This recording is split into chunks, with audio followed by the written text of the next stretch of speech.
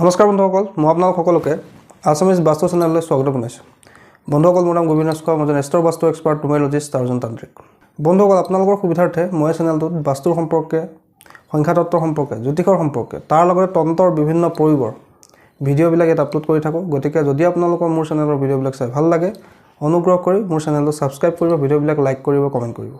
বন্ধুসকল, আগতেও মই আপোনালোকৰ লগত কিদৰে গছ-গছনিৰ শিপাৰ দ্বাৰা, বিভিন্ন গুটিৰ দ্বাৰা, গছৰ পাতৰ দ্বাৰা তান্ত্ৰিক প্ৰয়োগ আমি কৰিব পাৰোঁ আৰু সেই প্ৰয়োগৰ লাভ উঠাব পাৰোঁ, আৰু সেই প্ৰকৃতিৰ শক্তিৰ জৰিয়তে কিদৰে আমাৰ সমস্যাবিলাক আমি সমাধান কৰিব পাৰোঁ, সেই বিষয়ে মই আপোনালোকৰ লগত আলোচনা কৰিছিলোঁ। বন্ধুসকল, আজি আপোনালোকক মই এনেকুৱা এজোপা গছৰ শিপাৰ বিষয়ে ক'বলৈ আগবাঢ়িছোঁ, যিজোপা গছৰ শিপা যদি আমি বিধিমতে ধাৰণ কৰে, তেন্তে আপোনাক কোনো ধৰণৰ আসুৰিক শক্তি, ভূত প্ৰেত হওক, জিন হওক বা কোনো ধৰণৰ নিগেটিভ শক্তিয়ে আপোনাক কোনো প্ৰকাৰে ক্ষতি কৰিব নোৱাৰিব।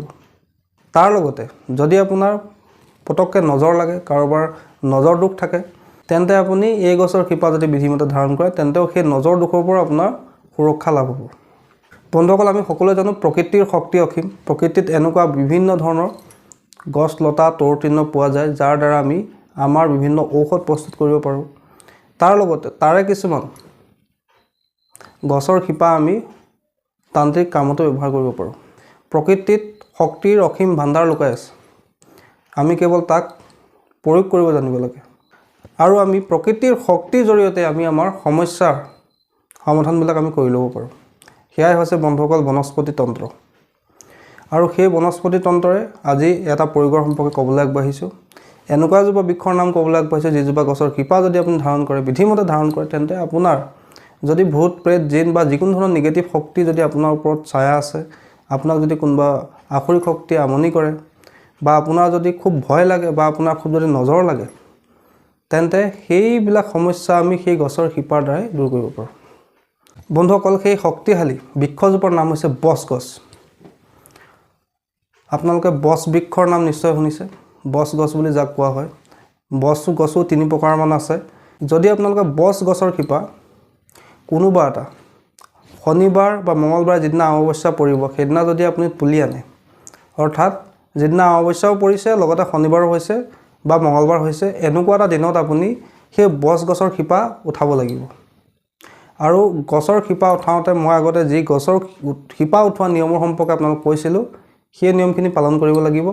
আৰু তাৰ লগতে একে উশাহতে পূব দিশলৈ মুখ কৰি সেই বচ গছৰ শিপাডাল আপুনি তুলিব লাগিব, আৰু তাৰ আগতে আপোনালোকে গছজোপা বিধিমতে জগাই আহিব লাগিব, গছৰ পৰা অনুমতি ল'ব লাগিব। কেনেকৈ অনুমতি ল'ব লাগে সেই বিষয়ে মই মোৰ আগৰ ভিডিঅ'ত, য'ত মই গছৰ শিপা কিদৰে তুলিব লাগে সেই বিষয়ে মই কৈছিলোঁ, সেই বিষয়ে মই উল্লেখ কৰিছিলোঁ। সেই ভিডিঅ'টো চাই আপোনালোকে, যদি কোনোবা নতুনকৈ ভিডিঅ'টো চাইছে, তেন্তে তেওঁলোকে গছৰ শিপা তোলাৰ নিয়মৰ সম্পৰ্কে ভালকৈ জানি এই প্ৰয়োগটো কৰিব।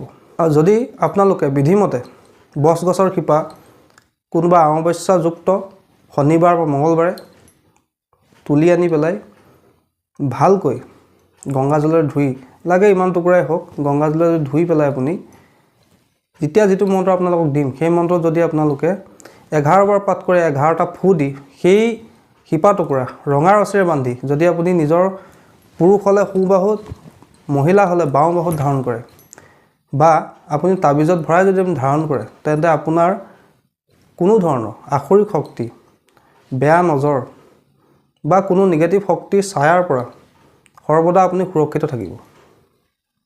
বন্ধুসকল, এইটো এটা পৰীক্ষিত উপায়। যদি কাৰোবাৰ এনেধৰণৰ সমস্যা হৈ থাকে, নজৰ লাগি থাকে বাৰে বাৰে, বা বাহিৰা শক্তি তেওঁৰ ওপৰত নজৰ পৰি থাকে, বা যদি আপুনি দুঃস্বপ্ন দেখে বাৰে বাৰে, আপোনাৰ যদি সপোনত কোনো ধৰণৰ আসুৰিক শক্তিয়ে আপোনাক আমনি কৰে, তেন্তে আপুনি এই প্ৰয়োগটো কৰিব পাৰে।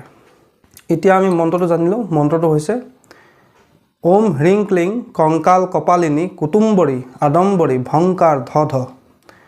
বন্ধুসকল, মন্ত্ৰটো আকৌ এবাৰ কৈ দিছোঁ। মন্ত্ৰটো আপোনালোকে 11 বাৰ পাঠ কৰি সেই শিপাডালত 11টা ফু দিব লাগিব। মন্ত্ৰটো হৈছে ওম হ্ৰিং ক্লিং কংকাল কপালিনী কুটুম্বৰী আদম্বৰী ভংকাৰ ধ ধ। এইদৰে আপোনালোকে 11 বাৰ পাঠ কৰিব আৰু 11টা ফু দিব সেই শিপাডালত। তাৰপিছত আপোনালোকে ৰঙা ৰছীত সেই শিপাডাল আপোনাৰ পুৰুষ হ'লে সোঁ হাতত বা মহিলা হ'লে বাওঁ হাতৰ বাহুত ধাৰণ কৰিব, বা আপুনি তাবিজ আকাৰেও তাবিজত ভৰাই আপুনি ধাৰণ কৰিব পাৰে। বন্ধুসকল, তাৰোপৰি যদি আপোনালোকে বচ গছ বিচাৰি নাপায়, তেন্তে মই আৰু এজোপা গছৰ নাম ক'ম। সেই গছজোপাৰ শিপাই হওক বা সৰু ডাল এটুকুৰাই হওক অমাৱস্যাযুক্ত শনিবাৰ বা মঙলবাৰ অৰ্থাৎ যিদিনাখনি অমাৱস্যাও পৰিছে লগতে শনিবাৰো পৰিছে বা মঙলবাৰো পৰিছে তেনেকুৱা এটা দিনত সেই গছজোপাৰ গছৰ ডালেই হওক বা শিপাই হওক যদি আপুনি বিধিমতে মই যিখিনি শিপা তোলাৰ নিয়ম দিছোঁ সেইমতে আপুনি তুলি আনি ৰঙা ৰছীত বান্ধি গংগাজলেৰে ভালকৈ ধুই যিটো মন্ত্ৰ এতিয়া দিলোঁ সেইটো মন্ত্ৰৰে 11 বাৰ অভিমন্ত্ৰিত কৰি অৰ্থাৎ 11 বাৰ মন্ত্ৰটো পঢ়ি সেই শিপাডালত বা সেই গছৰ ডালটোত সৰু ডাল হ'লেও হ'ব তাত আপোনালোকে 11টা ফু দি পেলাই আপোনাৰ পুৰুষ হ'লে সোঁ হাতত বা মহিলা হ'লে বাওঁ হাতৰ বাহুত ধাৰণ কৰে বা তাবিজ আকাৰেও ধাৰণ কৰে তেন্তে সেই ব্যক্তিজনৰ কোনো ধৰণৰ আখৰিক শক্তি ভূত প্ৰেত জিন বা যিকোনো নিগেটিভ শক্তি বা নজৰ দোষৰ পৰা সৰ্বদা সুৰক্ষিত থাকিব পাৰে বন্ধুসকল সেই বৃক্ষজোপা হৈছে তৰুৱা কদম তৰুৱা কদমৰ শিপা যদি আপুনি কোনোবা অমাৱস্যাযুক্ত শনি মঙলবাৰে উঠাই আনে আৰু তাৰ আগতে আপোনালোকে গছজোপাৰ যিটো শিপা তোলা নিয়ম সেইটো ফ'ল' কৰে গছজোপা আগদিনা জগাই থৈ আহে পিছদিনাখনি গছৰ শিপা তোলে পূব দিশলৈ মুখ কৰি একে উশাহতে বা যদি আপুনি গছৰ ডাল এটাও লৈ আহে সেই ডাল টুকুৰাকো আপুনি ব্যৱহাৰ কৰিব পাৰে বন্ধুসকল এই দুজোপা গছ অৰ্থাৎ এজোপা হৈছে বছ আৰু এজোপা হৈছে তৰুৱা কদম এই দুইজোপাৰ ভিতৰত কোনোবা এজোপা গছৰ শিপা